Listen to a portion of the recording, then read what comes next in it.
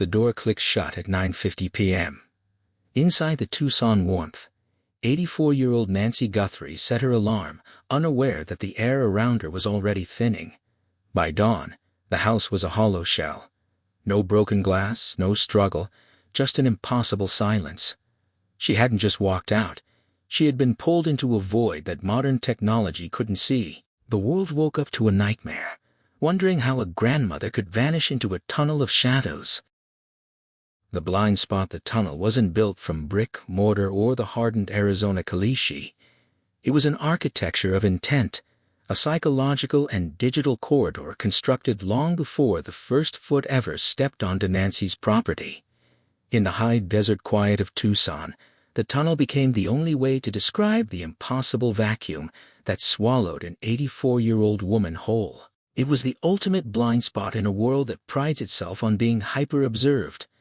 We live in an era where we believe every inch of our lives is mapped, tracked, and uploaded, yet Nancy Guthrie walked into a darkness that the digital grid simply couldn't account for.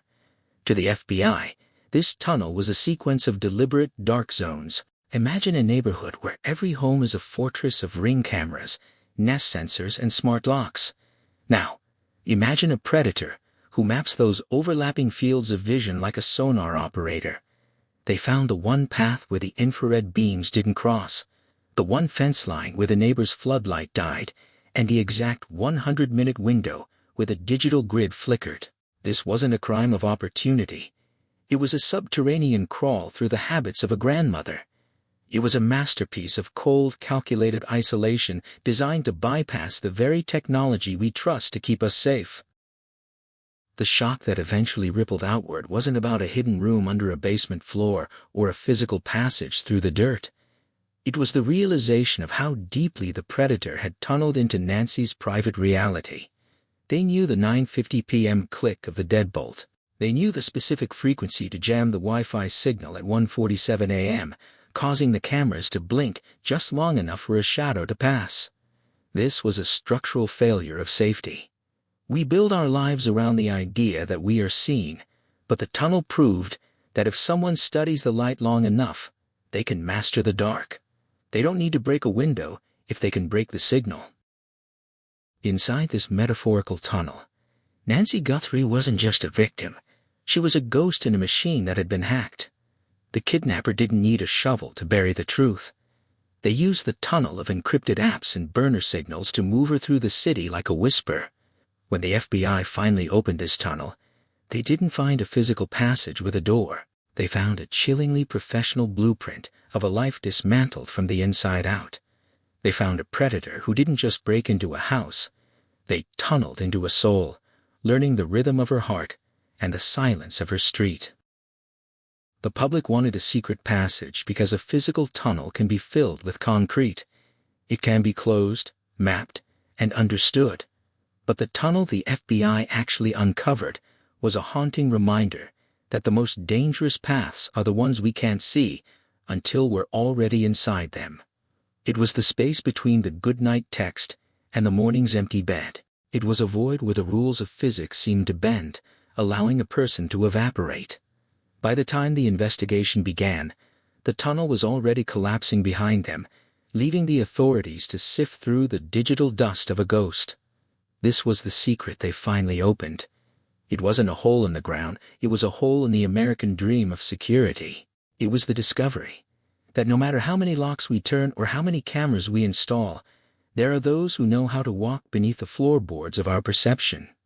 Nancy didn't just vanish, she was archived. Now, to understand the tunnel, we have to look at the woman who was forced into it. She's too old to be lost, actually. The midnight disconnect Nancy was a creature of comfort and clockwork. At 84, her life was a series of gentle, predictable rhythms that anchored her to the world. She liked her tea at 7, her news at 8, and her doors locked by 9. To those who knew her, she was the steady heartbeat of a family that lived under the relentless glare of the public eye. But on the night of February 1st, 2026, that rhythm was hijacked. The disconnect didn't happen all at once. It was a slow, surgical dismantling of her presence. It started with a garage door, a heavy mechanical yawn that closed at 9:50 p.m., sealing her inside what she believed was a sanctuary. By 10:30 p.m., the interior lights of the Tucson home dimmed. Nancy was a woman who prepared for tomorrow. Her outfit for the next day was likely already laid out, her glasses resting on the nightstand. She was the picture of a quiet American life, yet she was being watched through a lens she couldn't see. The disconnect became literal at 1:47 a.m. This is the moment the investigation centers on, the moment the digital pulse of the house flatlined. The Wi-Fi router, the silent guardian of the modern home, experienced a localized blackout.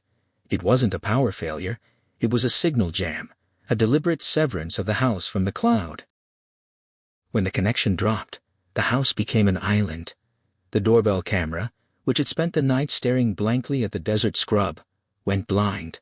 The motion sensors in the hallway ceased to report. In that artificial darkness, the predator moved. They didn't need to force a window, they had already tunneled through the security codes, likely obtained through a sophisticated phishing scheme or a man-in-the-middle attack on the home's network. Nancy, likely asleep, never heard the phantom footsteps. She was a woman who trusted the world, living in a house that had been programmed to betray her. The physical disappearance was as clean as the digital one. There was no sign of a struggle in the bedroom, no overturned lamp, no blood on the sheets. It was as if she had simply evaporated. The kidnapper didn't just take a person, they took a timeline. By the time her family realized she was missing the next morning, the trail was already cold. The midnight disconnect had provided a 6-hour head start. In that window, the predator had navigated her through the tunnel of side streets and unmonitored alleys, moving with a confidence that suggested they had rehearsed this exit 1,000 times in their mind. What makes this part of the mystery so haunting is the mundane nature of the evidence left behind. A half-empty glass of water, a book with a bookmark halfway through a chapter. These are the artifacts of a life interrupted. The FBI technicians who swarmed the house days later found themselves looking at a crime scene that felt more like a stage set where the lead actress had simply walked off script. The disconnect wasn't just technical, it was emotional. It was the moment the safety net of a prominent family was proven to be made of glass. As the sun rose over the Santa Catalina Mountains on February 2nd, the world still thought Nancy Guthrie was waking up to her morning tea. In reality, she was already deep within the void. The predator had successfully transitioned her from a living person to a case file. They had bypassed the cameras, the locks, and the community's watchful eyes. They had turned a home into a vacuum. The house was empty, but it wasn't silent. It was screaming with digital footprints. The FBI steps into the dark. When the FBI's Phoenix field office descended upon the Catalina foothills, they didn't just bring badges. They brought a clinical, cold-eyed methodology designed to dissect a disappearance. By the morning of February 2nd, the quiet, hilly neighborhood was no longer a retirement haven. It was a high-stakes forensic laboratory. The agents who stepped through Nancy Guthrie's front door were entering a crime scene that defied traditional logic. There was no shattered glass, no mud-tracked carpet, and no obvious sign of a struggle. Instead, there was something much more unsettling, a series of calculated absences. The federal response was immediate and massive. While the Pima County Sheriff's Department handled the local perimeter, the Bureau's Evidence Response Team began the painstaking process of lighting up the tunnel the predator had used. They weren't just looking for fingerprints, they were hunting for the invisible. Technicians deployed signal sniffers to sweep the property, attempting to find any lingering trace of the jamming device that had severed the home's Wi-Fi at 1:47 a.m. They were looking for a digital shadow left behind by the intruder's own equipment. In the modern age, a kidnapper's greatest weapon is their tech. But that same tech often leaves a microscopic breadcrumb trail of pings and handshakes with local cell towers.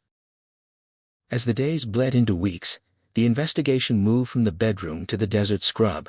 The FBI's search and rescue teams, bolstered by U.S. Customs and Border Protection drones and K-9 units, began a grid search that felt more like an archaeological dig. They weren't just looking for Nancy. They were looking for the Black Ozark Trail backpack, a 25-liter hiker pack sold exclusively at Walmart, that the masked intruder had been seen wearing in the brief, dying moments of the doorbell camera's life. This backpack became a focal point of the federal hunt. It was a common item, a piece of mass-market utility, yet in the context of the desert, it was a beacon of potential DNA. Then came the discovery that shifted the energy of the entire operation. Roughly 2 miles from Nancy's home, in a field near a dusty roadside, a search team recovered a black glove. It wasn't just any glove. It appeared to match the pair worn by the armed individual captured on the Nest camera. The forensic tension in the FBI's Quantico lab reached a fever pitch as they extracted a DNA profile of an unidentified male from the fabric. This was the smoking gun the public had been clamoring for, a physical piece of the predator. But the shock the world felt when the FBI opened this lead was the shock of a dead end. The profile was run through CODIS, the national database of millions of offenders, and it returned nothing. This is where the FBI's work enters the realm of the dark. When the database fails, the investigators have to turn to more creative, often controversial methods. They began looking into investigative genetic genealogy, the same tool used to catch the Golden State Killer, searching commercial databases like Ancestry and 23andMe for a distant cousin, a sibling, or a father of the man who left his skin cells on that glove. They were trying to build a family tree for a ghost. Meanwhile, specialists from the FBI's Operational Technology Division worked to bypass the no-subscription hurdle of Nancy's security system, hoping that even without a cloud backup, the local hardware might have cached a few more frames of the intruder's face. The pressure on the agents was suffocating. This wasn't just any missing person case. This was the mother of a national icon, Nancy Guthrie. Every lead was scrutinized by a global audience. When bloodstains were found near the entrance of the home, the lab worked around the clock to confirm it was Nancy's. It was. The realization that she had been injured before being taken added a layer of frantic urgency to the hunt. She was 84. She had a pacemaker, and she was without her daily heart medication. The FBI wasn't just looking for a kidnapper, they were racing against a biological clock. By late February, the FBI began a final sweep of the residence. They had analyzed over 23,000 tips. They had reviewed footage from every Walmart in the Southwest that had sold an Ozark Trail backpack in the last 6 months. They had mapped every tunnel of escape the predator could have taken through the Catalina foothills. The house, once a sanctuary, was now a hollowed-out shell of evidence bags and luminol traces. The FBI had stepped into the dark, and what they found was a predator who didn't just understand the law, they understood the silence of the desert. Even with the best tech in the world, the most chilling evidence came from a piece of paper: the ransom and the rabbit hole. When the first ransom note arrived, it didn't come through a clandestine drop-off or a muffled phone call in the middle of the night. It arrived as a digital intrusion, sliding into the inboxes of major media outlets like TMZ and local Arizona news stations. This was the first time the world truly saw the depth of the tunnel. The kidnappers weren't just hiding in the physical desert, they were operating from the high ground of the digital age.